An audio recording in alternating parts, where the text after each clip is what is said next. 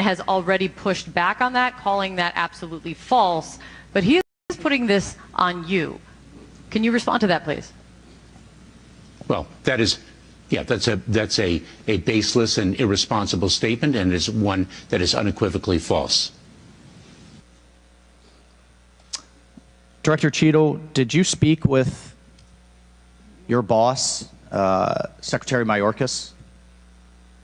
You fall under DHS. Did you speak with him on the 14th, the day after? Yes, I did.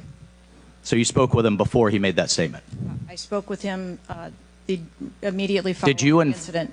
Did you inform him that all requests for additional resources for President Trump had been fulfilled? Or that it was false to say they had been denied?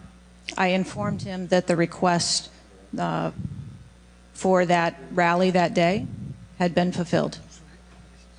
Okay, you continue to answer that very carefully, because I made a broader statement. The agents that came to me made a broader statement that is permanent protective detail for years now have been asking for more.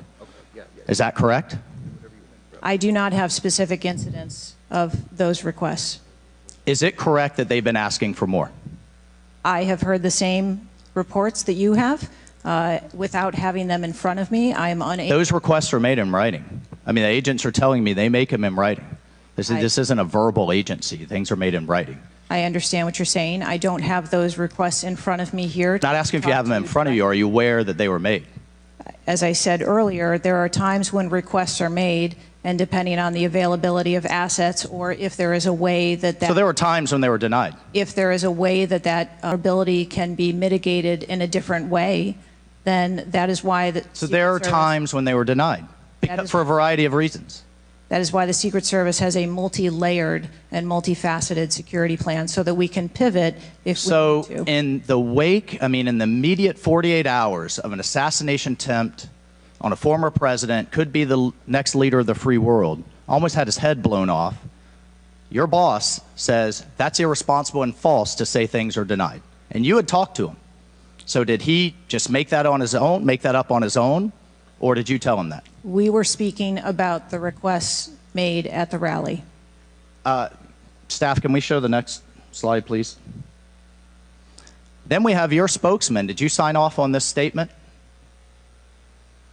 That there's an assertion that a member of the former president's team requested additional security resources and those were rebuffed? This is absolutely false. In fact, we added protective resources and technology and capability as part of the increased campaign travel tempo. But next slide, please.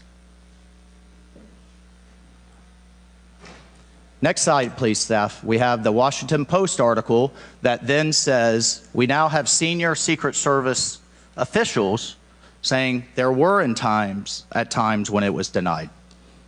So which is it? Again, there have been a number of conversations going on here. Did you sign off on that spokesman's statement? The spokesman's statement, I believe, was related to requests that were made. Did you sign off on it? For the requests that were made at the rally. Did you sign off on the statement before it went out? I sign off on my press spokesman's statement before they go out. I would hope you would in the wake of an assassination attempt. Yes. You did? Mm-hmm. Categorically false that any requests were made. You signed off on it. Thank you for that. Thank you for that clarity. Madam Director, how many press conferences have you held since the assassination attempt? We have put out press releases. How many press conferences have you held? Gone to the mic, taken questions from the public, from the media? How many? I have not held any. How many has Secretary Mayorkas held? I don't. 0. How many has the FBI held? 0. How many has the Department of Justice held? I know you know the answer. I believe there was a press conference in Butler after the incident occurred. By local law enforcement, not by you and not by the Department of Homeland Security. So this is how misinformation flies. I mean, in the darkness, in the absence of information. Now we have 9 days later before a congressional committee, we all represent almost 1 million people, and you still don't have answers. Are you aware that national news anchors are saying this was a hoax? On national television, they're saying, no, the president wasn't shot. It was flying glass. Are you aware of that? I have not heard those reports. Are you aware that, I mean, there are rumors rampant online that there were multiple shooters? Yes. Are you aware that because the shooter had overseas encrypted platforms in Belgium and New Zealand and in Germany, that a lot of people are speculating there could have been foreign involvement, logically? Are you aware of that? Yes. And have you done anything to disabuse any of these notions today? No. You haven't. Madam Director, I would fire you. Regardless of the failure, I would fire you just how you've handled it since. You should have been the first to the mics to say, America, world, I want to assure you we're going to get to the bottom of this. I want to assure you full transparency. Our agency clearly had major gaps here, and I want to personally take responsibility and accountability. You should have been the first, standing alongside Secretary Mayorkas, and I would even go so far as to say have daily press conferences, updating everyone on what we know. But you haven't had any of that. What are you hiding behind? I am not hiding. Because you're making the situation worse. I think you've heard that on a bipartisan basis here. You are making this situation far worse in the absence of information. Let's move on. This is truly astounding. I want to be clear, because you keep dodging the issue. Has President Trump's permanent protective detail requested additional assets over the last few years? He is clearly not your average former president. He's not Jimmy Carter in an old folks home. He's not President Bush painting out in his barn. He has multiple residences, a lot of rallies. He's very publicly engaged, and he has a foreign threat in addition to domestic threats. Have they requested additional resources? That's the last question, but please feel free to answer. Thank you. Director. Thank you. We have continued, as I stated earlier, to increase over the past year the assets that are at the former president's residence and supplied to his detail. Mr. Chairman, if I could just ask for one more indulgence. It is clear you have not been to Butler, Pennsylvania. Leaders lead and should be on the ground. You have not been there. Instead, you went to the RNC, but you weren't originally even going to go there. Where were you originally scheduled to go besides the RNC, a national special security event? I was always scheduled to go to RNC. Mr. Chairman, I would like to enter into the record that the director was scheduled to go to Aspen, hobnobbing around with, I don't know what liberal elites go to Aspen. That was where you were originally scheduled to go to speak at a forum. I was scheduled to go to the RNC. I was going to leave the RNC for 24 hours and return back to the RNC. I hope, as your predecessor, Julie Pearson, with a security incident on the White House and under the Obama administration and Reagan's Secret Service detail lead, I would hope you would have the dignity for the sake of the agents in the service to resign. Gentleman's time's expired. Thank you. I'd like to enter a few things into the record. First of all, the remaining articles that Mr. Biggs was wanting to enter into the record, without objection, so ordered. Next, I have a written statement from Representative Mike Kelly of Pennsylvania. His district includes Butler, and he has a written statement that we'd like to enter into the record without objection, so ordered. A bipartisan 114th congressional report titled United States Secret Service and Agency in Crisis. This was prepared by former Oversight Committee Chairman Jason Chaffetz and former Ranking Member Elijah Cummings. And lastly, the issue subpoenaed compelling Director Cheadle's appearance at today's hearing without objection, so ordered. That concludes our question segment. I want to thank the Director for your testimony today. I now yield to the Ranking Member for closing remarks. Thank you very much, Mr. Chairman. And Director Cheadle, I also want to thank you for your patience over the course of what must have been a very long and trying hearing for you. It has been an unusually encouraging hearing and an unusually depressing hearing. And what's encouraging, Mr. Chairman, is that we came together to issue a strong statement deploring and categorically denouncing political violence in America. And I also didn't see any daylight between the members of the two parties today at the hearing in terms of our bafflement and outrage about the shocking operational failures that led to disaster and near catastrophe on July 13th, 2024. What is depressing is the extraordinary communications gap between the director of the Secret Service and Congress.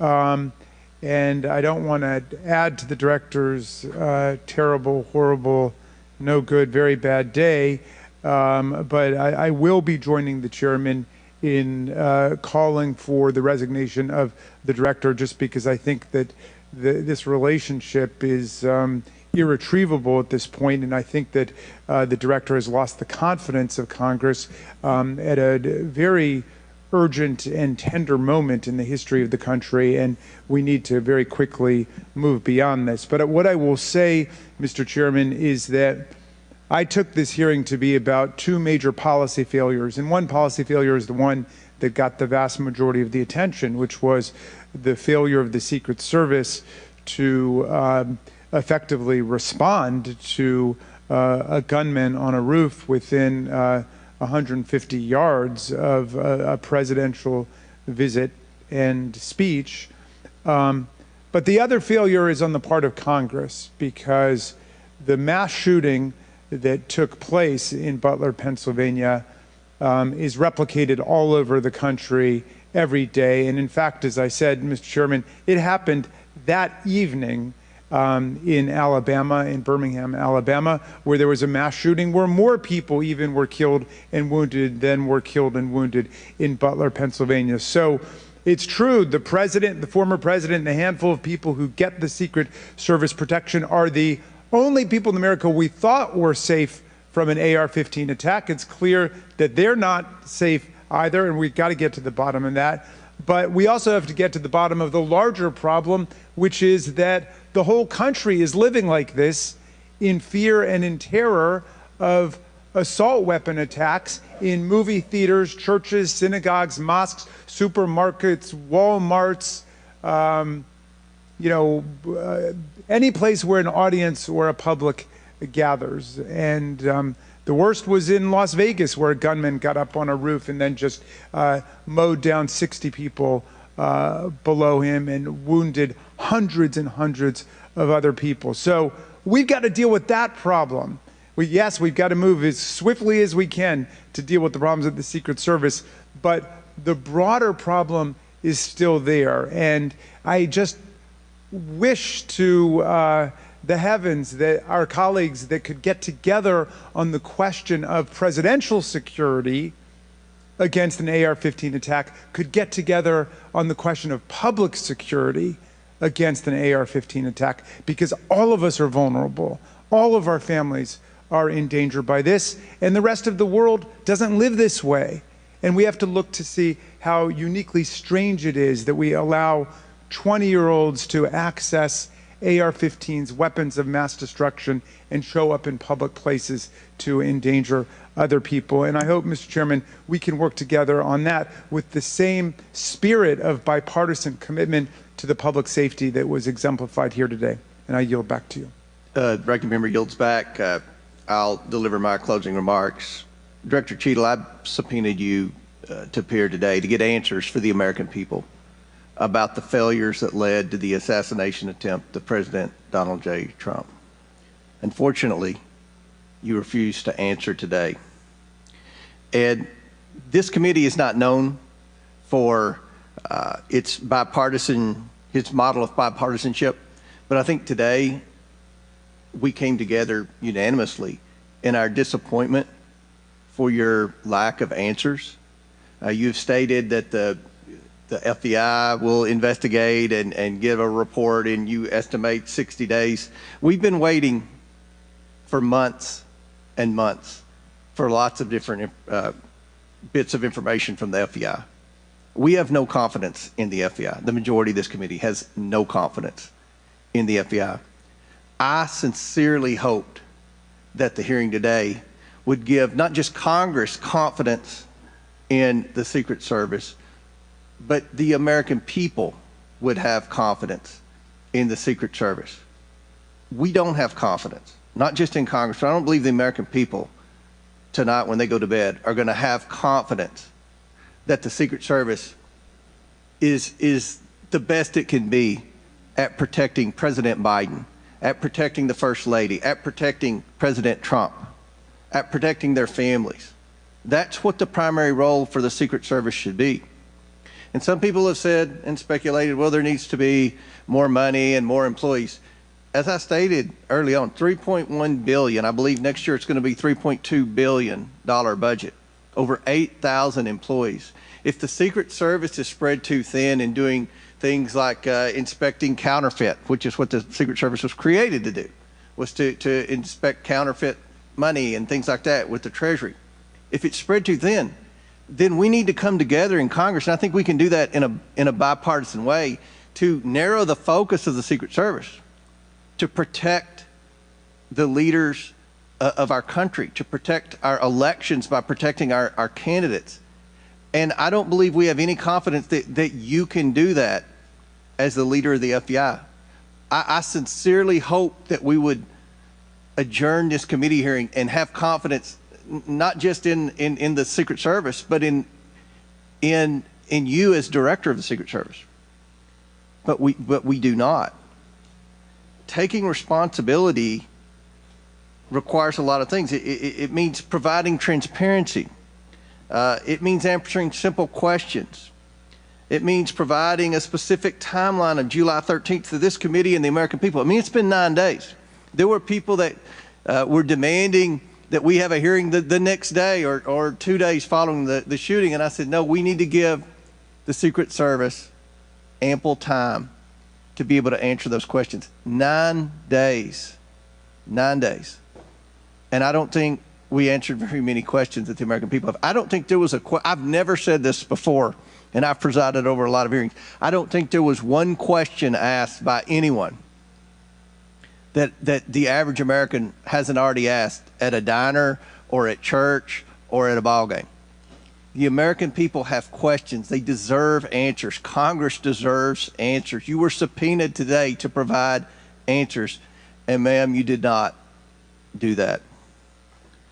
So, as Ranking Member Raskin stated, he and I will be sending a letter requesting that you submit your resignation as a step toward accountability in what happened.